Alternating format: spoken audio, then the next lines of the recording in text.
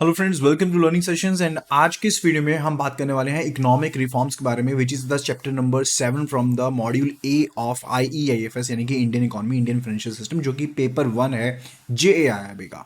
सो JAIIB की जी full class series है वो ऑलरेडी हम स्टार्ट कर चुके हैं, एंड IAFS की वीडियो के ऊपर पर्टिकुलरली हम यहाँ पर काम कर रहे हैं। And further in this particular series we are going to discuss each and everything that was particularly left with us, and जो हमारे कोर्स में अभी तक ऐड नहीं हुई थी वो वीडियो सभी के सभी हम यहाँ पर यूट्यूब के ऊपर भी अपलोड करने वाले हैं। So do watch this series, and अगर आपने अभी तक चैनल को सब्सक्राइब नहीं किया, फटाफट से चैनल को सब्सक्राइब कर लीजिए and press the bell notification icon so that you get updated whenever we upload the new videos over here.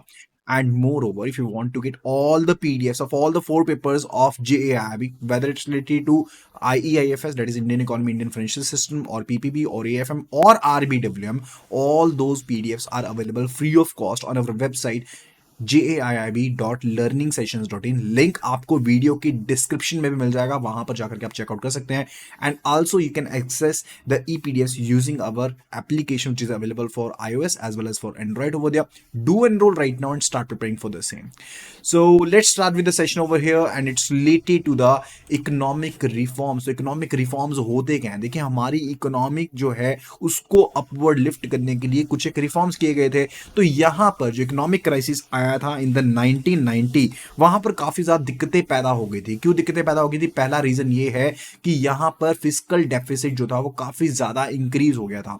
जो पहले फिस्कल डेफिसिट था वो 5.1% था, जो कि अब इंक्रीज होते हुए 8.4% हो गया था in the 1990 over there. And balance of payment situation की भी काफी ज्यादा एडवर्स सिचुएशन पैदा हो गई थी। कहने का मतलब है, जो पैसा हमने बाहर देना था that was particularly positive, and जो पैसा हमने लेना था वो कंपैरेटिवली कम था, जिसकी वजह से जो बैलेंस ऑफ पेमेंट था उसके ऊपर भी काफी ज्यादा गलत इंपैक्ट पड़ गया था। एंड ये जो करंट अकाउंट डेफिसिट है वो हमारा इंक्रीज हो गया था from 1.35% of the GDP to the 3.69%। ये फिगर्स आपके एग्जाम के पॉइंट ऑफ व्यू से इतनी ज्यादा इंपॉर्टेंट नहीं है, बट जस्ट आपको एक आइडिया दे रहा हूं, ठीक है। तो 3.69% ऑफ द GDP हो गया था। एंड गवर्नमेंट ने यहां पर जो इकोनॉमिक पॉलिसी थी वो बहुत ज्यादा खराब थी। इंपोर्ट सब्सटीट्यूशन की तरफ ध्यान नहीं दिया गया था। ट्रेड रिस्ट्रिक्शंस पूरी की पूरी इंपोज की गई थी, यानी कि आप बाहर से सामान नहीं मंगवा सकते। ये वो बहुत से रिस्ट्रिक्शन थी जिसकी वजह से दिक्कतें आ रही थी। एंड करंट अकाउंट डेफिसिट, जिसको हम CAD भी कहते हैं, वो यहां पर इंक्रीज हो रहा था। एंड मोर ओवर, अब तीसरे पहलू पर आते हैं, that's related to the inflation rate,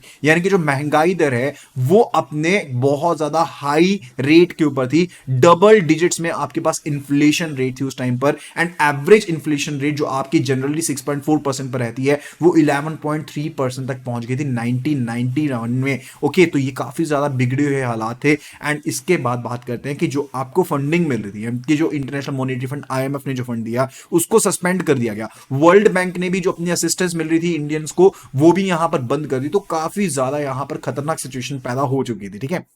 अब इन हालातों में ना इकोनॉमिक रिफॉर्म किए जाते हैं, जहां पर गवर्नमेंट जो होती है वो देखती है कि ये तो काफी ज्यादा खराब चीजें हो रही हैं, अब इनको सेट करने की जरूरत है। तो यहां पर प्राइवेट सेक्टर को काफी ज्यादा फ्रीडम दी गई, काफी ज्यादा चेंजेस यहां पर की गए। CRR SLR को ग्रेजुअली कम किया गया। तो वो सब चीजों के बारे में हम यहां पर पढ़ने वाले हैं। तो अगर इकोनॉमिक रिफॉर्म्स की बात करते हैं तो those were basically introduced in 1991 में। एंड किसके द्वारा? ये कमेटी का ना नाम याद रख लो कि यहां पर नसीमहम जो कमेटी थी उनके पर्टिकुलरली यहां पर दिशा निर्देश के हिसाब से जो चेंजेस है वो यहां पर किए गए, ताकि लोगों का जो ट्रस्ट है ना वो इंडियन इकोनॉमी में बढ़े। देखिए, जब ट्रस्ट इंडियन इकोनॉमी में बढ़ेगा तो उसके क्या बेनिफिट होंगे? जो यहां पर इंडियंस है वो यहां पर विश्वास करेंगे इकोनॉमी में, उसके हिसाब से सेल परचेज करेंगे। बाहर की कंट्री का ट्रस्ट बढ़ेगा तो वो लोग यहां पर क्या करेंगे? दे will be having the investments over here in India. तो इस तरह से बेनिफिट मिलना शुरू हो जाता है।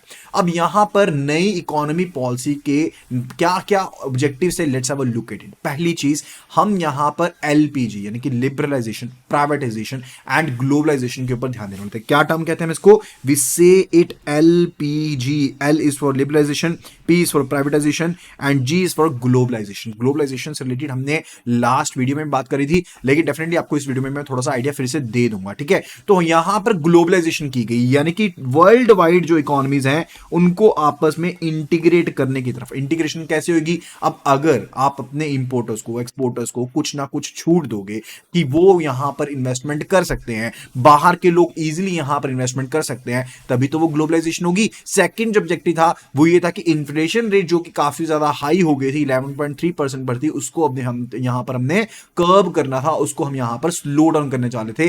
एंड साथ के साथ जो ग्रोथ रेट थी इकोनॉमी की उसको इंक्रीज करना था। फॉरेन एक्सचेंज रिजर्व्स हमारे पास बहुत ज्यादा कम रह गए थे, उनको भी हमने बैलेंस करना था, हमने अपनी इकोनॉमी को स्टेबलाइज करना था। एंड साथ के साथ हमने एक ऐसी मार्केट क्रिएट करनी थी जहां पर फॉरेन इन्वेस्टर्स भी आए, एंड फर्दर जो भी अनवांटेड रिस्ट्रिक्शंस थी अगर वो हटाई जाएंगी तभी तो वो लोग यहां पर आएंगे। अब हमने यहां पर इंटरनेशनल मार्केट से गुड्स जो थे, कैपिटल जो थी, सर्विसेज थी, टेक्नोलॉजी थी, उनको बाहर से इंडिया में लेकर के आना था, तभी तो मेन बेनिफिट पहुंचना था। एंड साथ के साथ जो प्राइवेट प्लेयर्स हैं जिनको पर्टिकुलरली काम दिया जाए तो अच्छे से काम करेंगे, उनको हमने उनकी पार्टिसिपेशन को इंक्रीज करना था in the different sectors of the economy over दिया।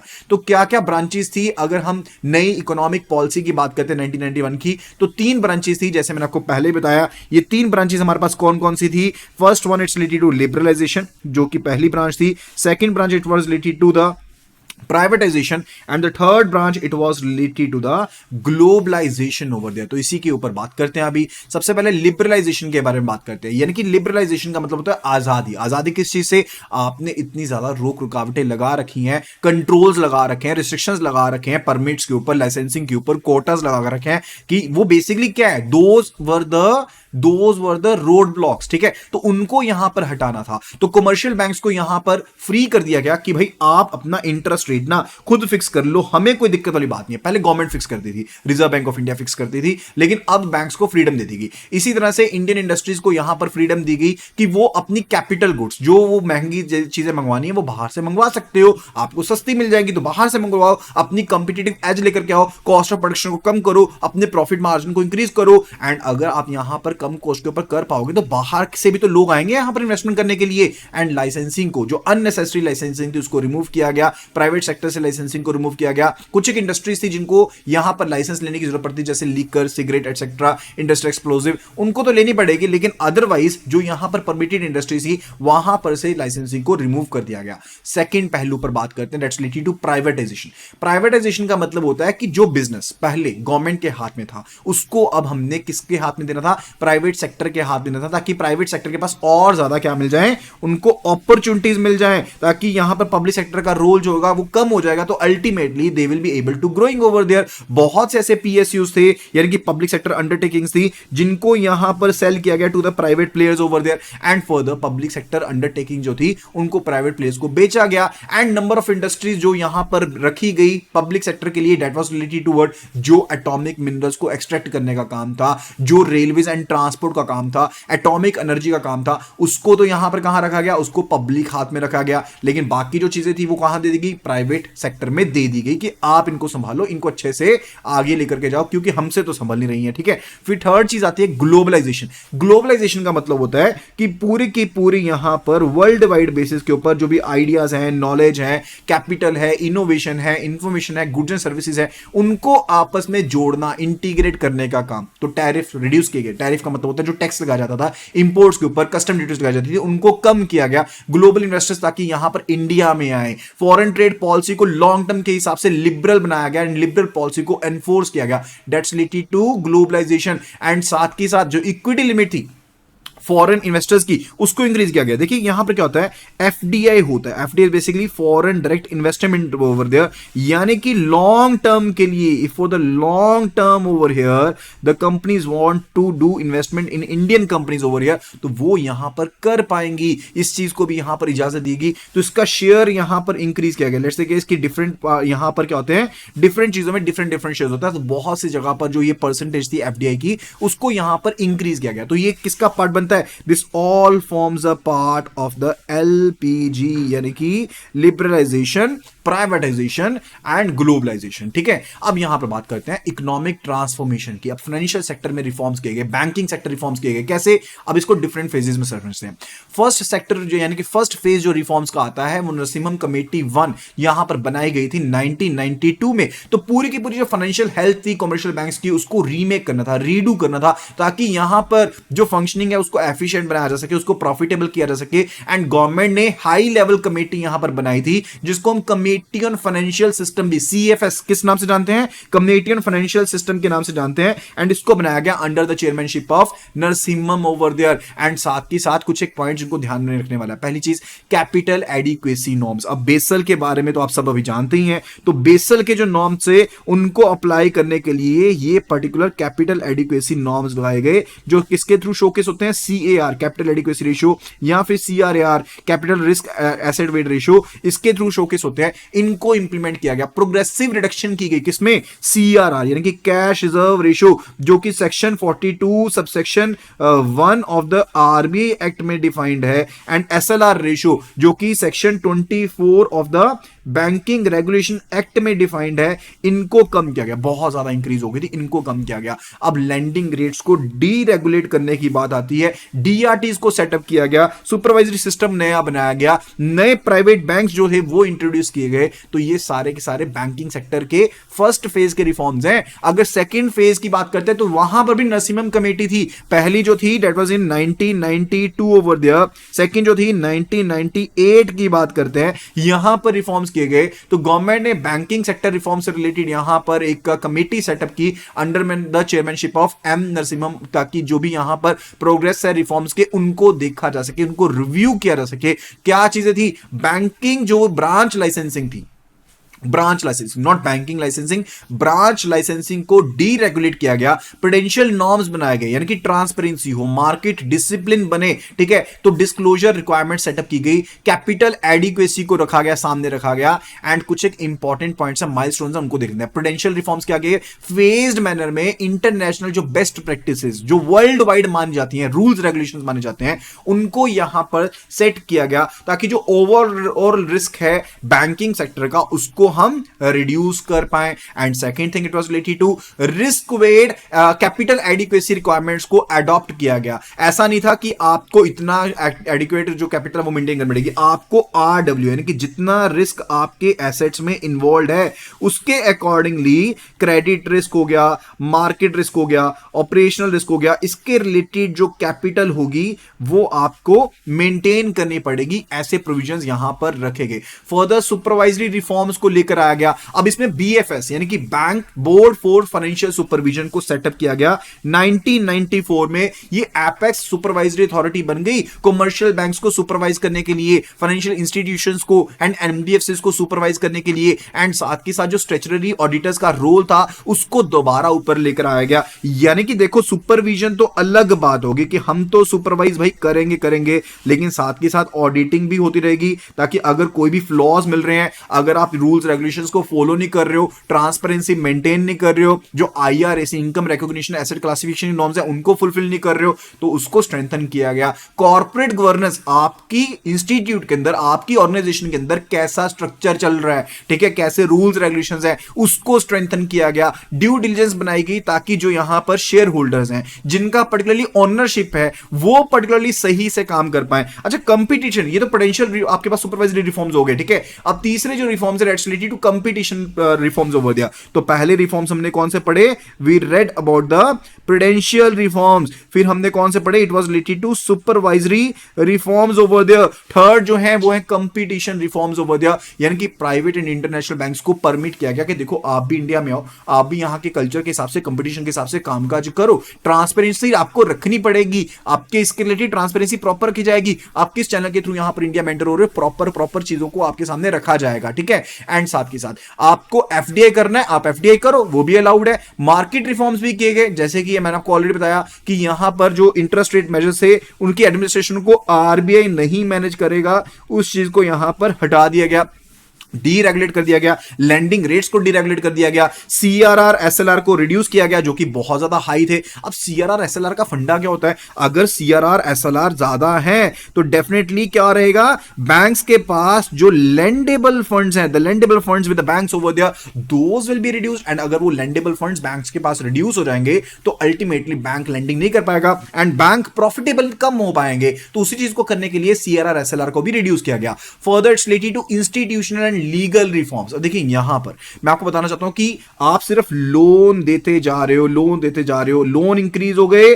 तो आपके पास अल्टीमेटली डिफॉल्ट इंक्रीज हो गए। अब इसके रिलेटेड कैसे निपटेंगे, तो यहां पर क्या सेटअप किया गया, जो डीआरटीसी डेप्ट रिकवरी ट्रिब्यूनल, अपीलेट ट्रिब्यूनल्स, उनको सेटअप किया गया, लोक अदालत को सेटअप किया गया, एंड फर्दर आपको एक चीज बताना चाहता हूं, सरफेसी को इंप्लीमेंट किया गया। सरफेसी आया था 2002 में। तो ये सारे के सारे रिफॉर्म्स ही तो थे उसके बाद के। एंड सिबिल को यहां पर बनाया गया। सिबिल पर्टिकुलरली क्या है, दिस पर्टिकुलर रिलेटेड टू जहां से आप बोरोर की रिपोर्ट निकालते हो, आप यहां पर कॉन्फिडेंशियल इंफॉर्मेशन रिपोर्ट निकालते हो ना, क्रेडिट इंफॉर्मेशन रिपोर्ट आपकी निकलती है रिलेटेड टू कि आपके पास पर्टिकुलरली इस पर्सन ने कहां कहां से लोन ले रखे हैं। लेट्स से इसकी ए पर्सन है, ए पर्सन ने एक्सवाईजेड बैंक से पहले लेंडिंग कर रखी है, पीक्यूआर बैंक से लेंडिंग कर रखी है, तो इसके रिलेटेड यहां पर सारी की सारी डिटेल्स निकल के बाहर आ जाएंगी। सो दैट वाज द मेन फंडा रिलेटेड टू इस चीज को एस्टैब्लिश किया गया। एंड साथ के साथ सीसीआईएल यानी कि क्लियरिंग कॉर्पोरेशन ऑफ इंडिया, ताकि as a central counter party ये एक्ट कर पाए। देखिए काउंटर पार्टी डिफॉल्ट्स बहुत होते हैं। कैसे, ए पर्सन ने यहां पर डील की बी पर्सन के साथ, इन्होंने एक कॉन्ट्रैक्ट में एंटर हो गए।